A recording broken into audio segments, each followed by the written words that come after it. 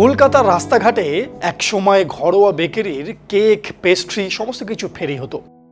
কালো রঙের পাতলা টিনের ট্রাঙ্ক মাথায় নিয়ে ফেরিওয়ালারা হেঁকে হেঁকে বেড়াতেন কেক, পেস্ট্রি, পাউরুটি আরও কত কি। এবং তাদের টিনের ডালা খুললেই আমাদের নাকে আসতো একটা অদ্ভুত সুন্দর গন্ধ। কিন্তু সেই গন্ধ এবং সেই ফেরিওয়ালারা আজকের দিনে দাঁড়িয়ে সময়ের সঙ্গে কোথাও হারিয়ে গেছে। কিন্তু অদ্ভুত বিষয় হলো, সেই সময় কিন্তু সেই সমস্ত জিনিস আমাদের পাড়ার দোকানগুলিতেও পাওয়া যেত। কিন্তু সেই ফেরিওয়ালাদের সেই ট্রাঙ্কের পাউরুটি প্রত্যেকের বাড়িতে আসতো, যাকে আমরা বলতাম কোয়ার্টার পাউন্ড পাউরুটি। এই পাউরুটির একটা অদ্ভুত কাগজের মোড়কে আমাদের বাড়িতে আসতো। সব থেকে অদ্ভুত হলো, পাউরুটির গন্ধ তো ছিলই, তার সঙ্গে যে কাগজে মুড়ে এটা আমাদের বাড়িতে আসতো, যে মোড়কে আসতো, তারও একটা অদ্ভুত সুন্দর গন্ধ ছিল। এবং তারপর আমরা সেই পাউরুটি কয়লার উনুনে সেঁকে তাতে মাখন এবং চিনি লাগিয়ে খেতাম। তার স্বাদ ছিল অমৃত। এই পুরো অভিজ্ঞতাটাই এখন শুধুমাত্র স্মৃতি হয়ে রয়ে গেছে। নমস্কার, আমি মনীষ, আপনারা দেখছেন সিভিএনএন চ্যানেলে স্মার্ট সল্টলেক, সবার জন্য সবসময়। আমাদের আজকের বিষয় বিশ্ব পরিবেশ দিবসকে কেন্দ্র করে, অর্থাৎ ওয়ার্ল্ড এনভায়রনমেন্ট ডে চলে এসছে এবং এই মুহূর্তে দাঁড়িয়ে প্রতি বছরের মতোই আবারও আমরা কথা বলতে শুরু করেছি পরিবেশের ভারসাম্য বজায় রাখা, প্লাস্টিকের ব্যবহার কম করা এবং দৈনন্দিন জীবনের আমাদের কিছু অভ্যাস বদলানোর প্রচেষ্টা নিয়ে। সঙ্গে থাকুন। কিন্তু এখন সেই পাউরুটি মিলছে প্লাস্টিকের মোড়কে। প্লাস্টিকে মোড়া আমাদের যাপন করা এই জীবনের জঞ্জাল নালায় জমে শহর শুধু ভাসছেই না, বরং ধ্বংস করছে আমাদের পরিবেশকেও। অথচ আমরা রোজ বলছি বন্ধ হোক প্লাস্টিকের ব্যবহার, কিন্তু বললেই কি শুধু বন্ধ হবে? লক্ষ লক্ষ মানুষের জীবিকা জড়িয়ে রয়েছে এই প্লাস্টিকের সঙ্গে। তাই এই স্লোগানও সেই কাগজের মোড়ক ফিরে পাওয়ার ইচ্ছার মতোই স্বপ্নই থেকে যায়। এবং এই জনসংখ্যা বৃদ্ধির কারণে আমাদের দৈনন্দিন কাজে, বিভিন্ন রকমের কাজে যে পরিমাণ জঞ্জাল আমরা তৈরি করছি, তা কিন্তু বর্তমান সময়ে দাঁড়িয়ে আমাদের এনভায়রনমেন্টের কাছে একটা বড়সড় দুঃসংবাদ। এবং তার থেকেও শোচনীয় যে বিষয়টা হলো, এই যে জঞ্জাল আমরা জমাচ্ছি তার অধিকাংশটাই প্লাস্টিক বেসড।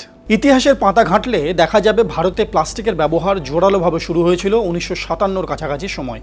তবে জীবনযাত্রার সঙ্গে এটি ওতপ্রোতভাবে জুড়ে যেতে সময় লেগেছে আরও 30 বছর। এরপর ব্যাপকভাবে বেড়ে যায় প্লাস্টিকের ব্যবহার। এরপর থেকেই শুরু হয়ে যায় প্লাস্টিকের অভিশাপ থেকে মুক্তির রাস্তা খোঁজা। আজ থেকে 40 বছর আগেই কিন্তু এই কথা বুঝতে পেরেছিলেন অ্যালেন ম্যাকআর্থার। পেশায় একজন নাবিক, একা একা সমুদ্রে ভেসে পৃথিবীর ভ্রমণের রেকর্ডের অধিকার করেছিলেন এবং তিনি বলেছিলেন, প্লাস্টিককে জঞ্জাল হিসাবে ভাবা বন্ধ করতে হবে। ভাবতে হবে একে পুনর্ব্যবহারযোগ্য সম্পদ হিসাবে। সমাধান হিসাবে ভাবা হয়েছিল দুটো দিক: প্লাস্টিকের পুনর্ব্যবহার আর জঞ্জালকে পরিবেশের ক্ষতি না করে ধ্বংস করতে বিশ্বজুড়ে নতুন শিল্প গড়ে তোলা। প্রতি বছর ভারতে প্রায় 1,28,00,000 টন প্লাস্টিক বজ্র তৈরি হচ্ছে। বিশ্বে বিভিন্ন সাগর ও মহাসাগরে 800 কোটি টন প্লাস্টিক ভেসে বেড়াচ্ছে এবং এই প্লাস্টিকের দূষণে ক্ষতিগ্রস্ত হচ্ছে স্থল ও জলের জীববৈচিত্র্য। দেখা যায় থাইল্যান্ডে পাইলট প্রজাতির একটি মৃত তিমির পেটে কয়েক কিলোগ্রাম প্লাস্টিক ছিল। বলা হয়েছিল ভারত 2022 সালের মধ্যে ধাপে ধাপে একবার ব্যবহার করা যায় এমন প্লাস্টিক সম্পূর্ণ বন্ধ করার পথে হাঁটবে। কিন্তু বাস্তবে প্লাস্টিকের ব্যবহার আদৌ একদমই কমেনি। উপযুক্ত বিকল্পের অভাবে এমন অনেক প্লাস্টিকের ব্যবহার হচ্ছে যেগুলো পুনর্ব্যবহারযোগ্য একেবারেই নয়। তাই এখন সব স্তর থেকেই শুরু হয়েছে পরিবেশের ক্ষতি না করে এই জঞ্জাল আবার কিভাবে ব্যবহার করা যায় তার উপর নজর দেওয়াতে। পরিবেশ বিজ্ঞানীরা বারবার আমাদের সচেতন করছেন যে বিশেষ করে ইলেকট্রনিক যন্ত্রপাতি বহুদিন ধরে কোনো জায়গায় ফেলে রাখলে সেখান থেকে যে জঞ্জাল তৈরি হয় এবং তারপর যদি সেগুলো কোনোভাবে মাটিতে মিশে যায়, সেখান থেকে দূষণ অবশ্যই হবে। বিশেষ করে ধরুন পুরনো ল্যাপটপ, মোবাইলের চার্জার, সিডি ক্যাসেট বা কিবোর্ড, এই ধরনের সামগ্রী যদি কোথাও পড়ে থাকে এবং সেইগুলোকে যদি পুনর্ব্যবহারের ব্যবস্থা না করা হয় বা রিসাইকেল না করা হয়, তাহলে তা থেকে দূষণ অবশ্যম্ভাবী। যে কারণে শহরের বিভিন্ন স্কুলগুলি এখন বর্তমান সময়ে দাঁড়িয়ে পড়ুয়াদেরকে বারবার করে এই সমস্ত জিনিসগুলিকে কী করে রিসাইকেল করা যেতে পারে, আবার কি করে ব্যবহার করা যেতে পারে, তার উপরে নিয়মিত পাঠ দিতে শুরু করেছেন সেই স্কুলের স্টুডেন্টদেরকে। পুনর্ব্যবহারের উপায় হিসেবে অনেকেই প্লাস্টিকের জিনিসের পরিবর্তে বিকল্প সামগ্রী তৈরির কাজ করছেন। কাগজ, চট ও কাপড়ের ব্যাগ তৈরি, শালপাতা, কলাপাতার বাক্স, বেত, মাটি বা চটের সামগ্রী, আখের ছিবড়া এবং সুপুরি পাতা দিয়ে থালা, বাটি তৈরি করা ইত্যাদি। এই প্রসঙ্গে আপনাদের জানিয়ে রাখি, আমাদের প্রয়াসমূহ দীর্ঘদিন ধরে পুনর্ব্যবহারের উপর জোর দিচ্ছে। আমরা পুরনো জামাকাপড় থেকে শুরু করে খেলনা, থালা বাসন, খাতা, ছাতা, বই, সমস্ত কিছু বিভিন্ন রকমের আসবাবপত্র থেকে শুরু করে আরও অন্যান্য জিনিস বাড়ি থেকে সংগ্রহ করে আনি। তারপর সেইগুলোকে রিসাইকেল করা হয়, বানানো হয় ব্যাগ, গয়না, প্যাচওয়ার্কের জামাকাপড়, ট্যাপিস্ট্রি ইত্যাদি। প্রয়ার সময় দৌড়ানি সংসার থেকে কেউ কিছু কিনলে তাকে শুধুমাত্র কাগজের ব্যাগেই জিনিস দেওয়া হয়। বার্তা দেওয়া হয় পুনর্ব্যবহার ও পরিবেশ রক্ষার। আপনারা জিনিসপত্র দিতে চাইলে যোগাযোগ করতে পারেন আমাদের সঙ্গে 8697983008 এই নাম্বারে। প্লাস্টিক জঞ্জাল দিয়ে কয়েকটি রাজ্যে এখন রাস্তা তৈরি হচ্ছে। দূষণ দানব সিঙ্গেল ইউজ প্লাস্টিক দিয়েই কলকাতা কর্পোরেশন রাস্তা বানাচ্ছে, যা পিচ রাস্তার তুলনায় বেশি টেকসই। তবে সমস্যা বাড়াচ্ছে স্যাশের ব্যবহার। ধরা যাক শ্যাম্পু বোতলে না কিনে স্যাশে কিনলে একবার ব্যবহার করে ফেলে দেওয়াটাই পকেটের চাপ কমায়। তাই গরিব দেশগুলোতে প্লাস্টিক স্যাশের ব্যবহার বাড়ছে। কিন্তু একই সাথে বহুজাতিক সংস্থা স্থানীয় সংস্থাগুলির সঙ্গে হাত মিলিয়ে ব্যবহার হওয়া স্যাশে ফিরিয়ে নেওয়ার কাজ শুরু করেছে ইন্দোনেশিয়ার মতো অনেক দেশই। না, আমাদের দেশে এই নিয়ে এখনও সেইভাবে কাজ শুরু হয়নি। পুনর্ব্যবহার নিয়ে বড় দেশগুলির দায় কিন্তু এ ব্যাপারে অনেক। এই প্রসঙ্গে একটি উদাহরণ দেওয়া যাক। রাওয়ান্ডাকে কয়েক কোটি প্লাস্টিক ব্যাগে মশারি দান করেছিল মার্কিন যুক্তরাষ্ট্র, কিন্তু বহু অনুরোধেও তারা সেই প্লাস্টিকের গঠন বৈশিষ্ট্য জানাতে রাজি হননি। তার ফলে পরিবেশ বান্ধব পথে সেই ব্যাগ নষ্ট করায় অসুবিধা হয়েছিল। এই নিয়ে সংশ্লিষ্ট মহলে হইচই হলেও কোনো লাভ দিনের শেষে হয়নি। তবে বর্তমান সিচুয়েশনে দাঁড়িয়ে শুধুমাত্র রিসাইকেলিংয়ের ওপর জোর দিলে আমাদের হবে না। তার থেকেও যেটা জরুরি সেটা হলো প্লাস্টিকের এই ব্যবহার কমানোর জন্য আমাদের প্রত্যেকের দৈনন্দিন যে লাইফস্টাইল, সেখান থেকে কিছু অভ্যাস আমাদেরকে পরিবর্তন করতে হবে।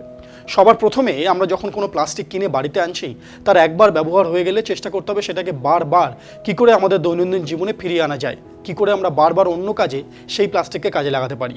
সব শেষে যখন আমাদের কাছে আর কোনো উপায় নেই, তখন চেষ্টা করতে হবে নিজে থেকে বা সাংগঠনিকভাবে সেই প্লাস্টিককে কীভাবে রিসাইকেল করা যায়।